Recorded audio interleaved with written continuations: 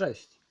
Dziś zaprezentuję Wam unboxing karty graficznej MSI GeForce GTX 1060 OC Edition, wersja 6 GB, Dual Fans, czyli podwójne wentylatory. Tutaj mamy wymienione technologie wspierane przez tą kartę: GameWorks, VRWorks, G-Sync, DirectX 12. Karta jest VR ready, czyli gotowa na wirtualną rzeczywistość. No i co my tutaj widzimy? Na obrazku jakiś tutaj myśliwiec, Afterburner, czyli dopalacze. To jest w ogóle odnośnik do oprogramowania MSI Afterburner, które służy nam do podkręcania karty graficznej. Tą kartę graficzną możemy wyszukać w internecie. To jest wersja albo określana jako 6GT, albo jako OCV1. Jest to najtańsza 6 GB wersja GTX 1060 od MSI i ogólnie chyba najtańszy GTX 1060, który posiada 6 GB pamięci oraz podwójne wentylatory.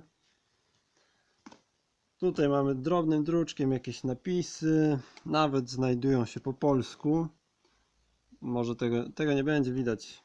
Co my tu mamy? Nic ciekawego. Ogólnie ciekawsze rzeczy mamy tutaj na przykład z tyłu.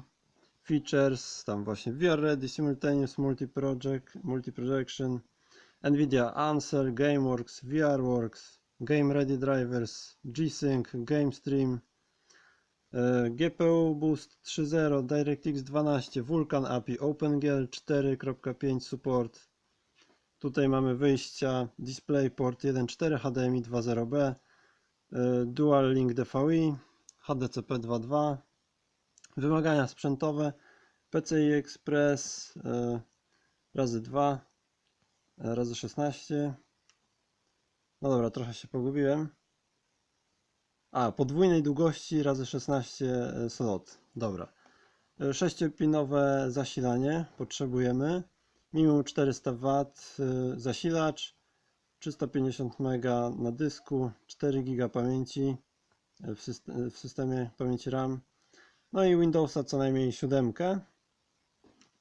Jest to produkt kompatybilny z Windows 10. Tutaj mamy powtórzone, że 6 GB. Szyna pamięci 192 bit. Tutaj mamy znowu wyjścia. No dobra, pewnie trochę za długo nawet o tym pudełku opowiadam. Aha, jeszcze jedno, zanim otworzę, to muszę przyznać, że jest to jedno z mniejszych pudełek, jakie miałem przyjemność mieć w rękach, kupić, używać kart graficznych.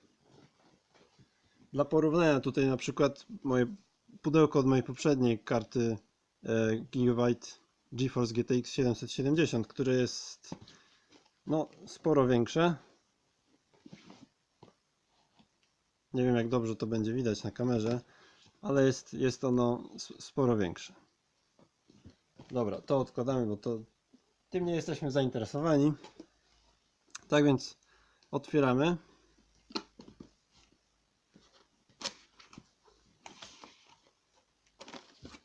Rachunku Wam nie będę pokazywał.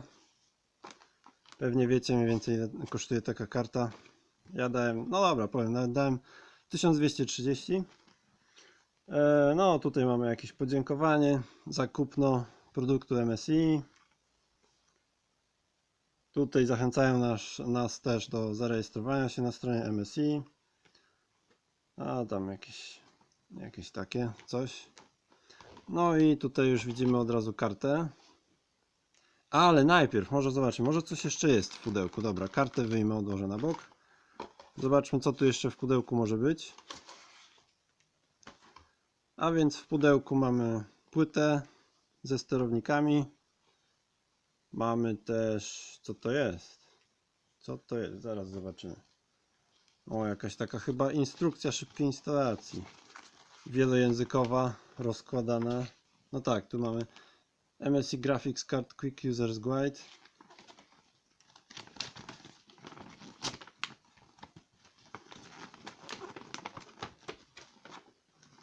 No tak.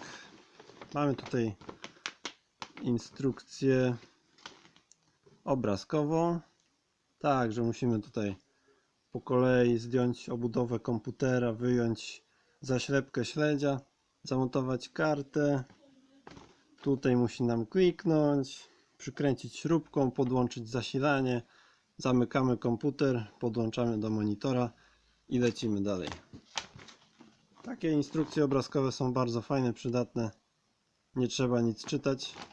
Wystarczy spojrzeć na taką instrukcję i już wszystko wiemy.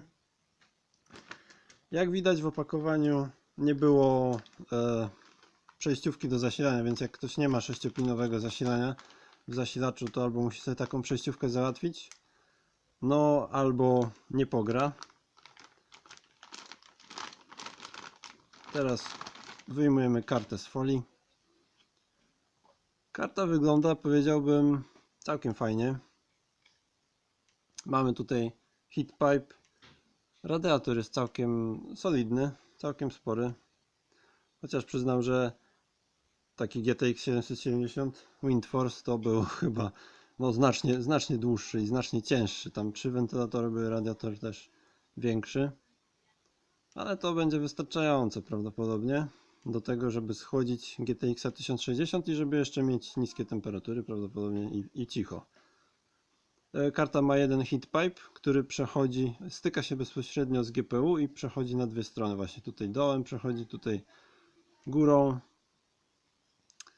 Dwa wentylatorki mamy fajne. Jak to będzie chodzić, to się okaże. Obudowa też jest całkiem spoko. Tutaj mamy wszystko pozabezpieczane plastikowymi takimi końcówkami. No nic, myślę, że będzie się dobrze ta karta sprawowała.